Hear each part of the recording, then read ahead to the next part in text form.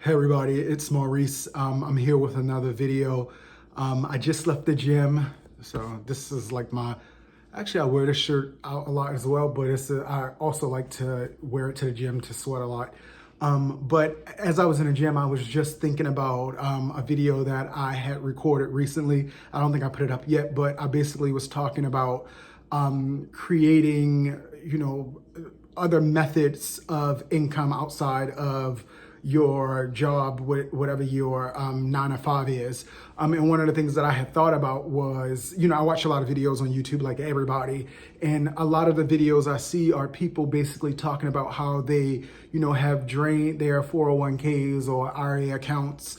And this is after losing their jobs. And one of the things that I have been thinking about is, basically how come a lot of us don't think about draining those accounts when we actually are gainfully employed? I know, hear me out, because I have a financial advisor who has opinions that are, I follow his opinions, I follow his advice when it makes sense for wherever I am in my life. And so I think that everybody should really do that. Like, if you are gainfully employed and, successfully putting away money to your IRA accounts, 401k, whatever account you have, whatever investment accounts you have, then cool. You gainfully employed, you're able to do that. But if you lose your job, for instance, and you have to reach into those accounts, the reality is that there is no shame in trying to survive. And I think that a lot of people have to accept that, yes, we have those accounts, but those accounts, are for us in later years. Hopefully we get to later years, but the today us has to survive. But I digress. I was really questioning myself, and then I pose this question here is basically, why do we wait till we've lost our income to now start using that money? Whereas if we had pulled that money out while you were gainfully employed, and then put that money into an asset, something to be able to help you if you lost your job, then we kind of like remove that barrier of like, I lost my job and now I have to squander all of my retirement funds in order to survive. So for me, it's really just kind of a position to think about. And I know that it is not a popular position. I know that all of the financial people will say it's the worst idea in the world, but the reality is to get ahead, sometimes you have to do things that people don't understand, that people tell you not to do, that people say is the worst idea. Because my thing is, it is the worst idea based off of who you are and where you're at in your life. You know what I mean? Like, if you have lost your job and if you have these funds and it's readily available, then I can understand people using that money.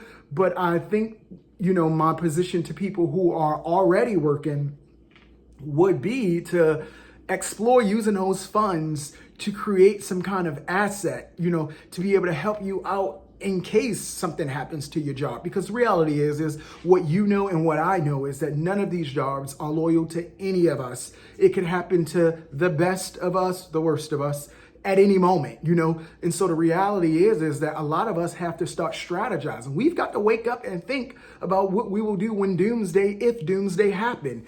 And,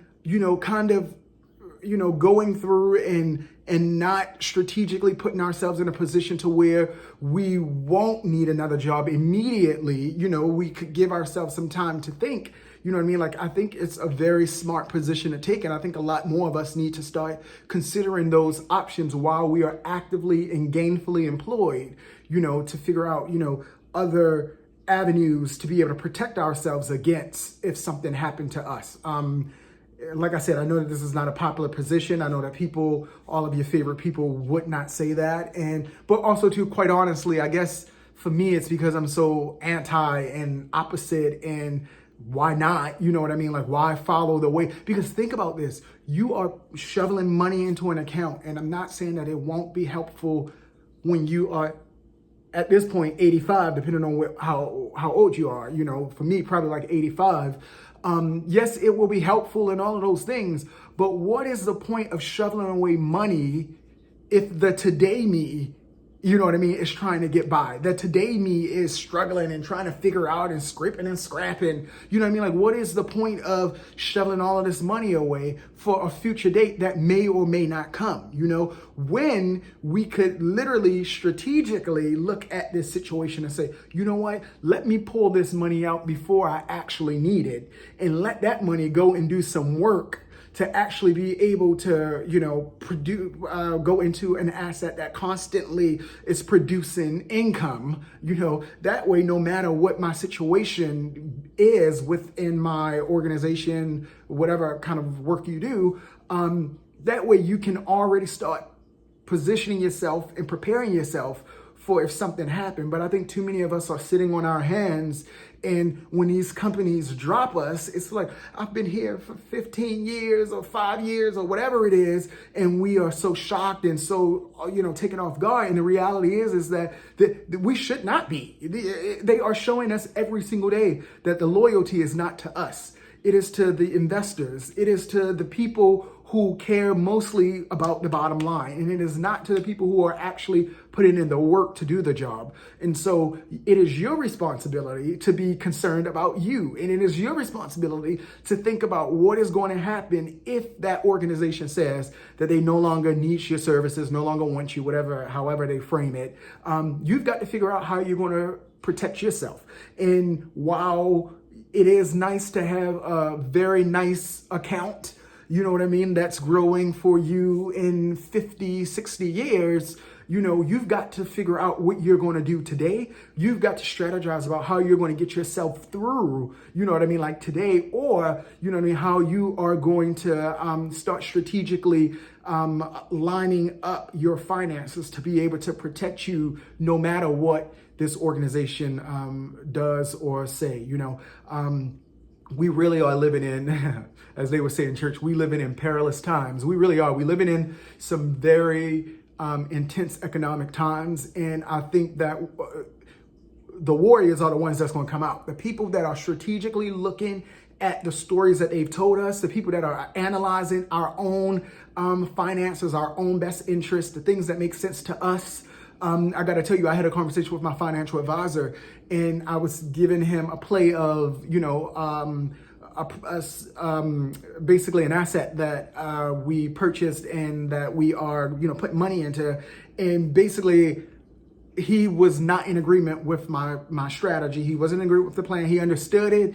He felt like it was other ways to do it. And I agree there are other ways. But at the end of the day, I have to make the decisions that makes the most sense to my life. You know, I have to make the decisions that makes the most sense to my life.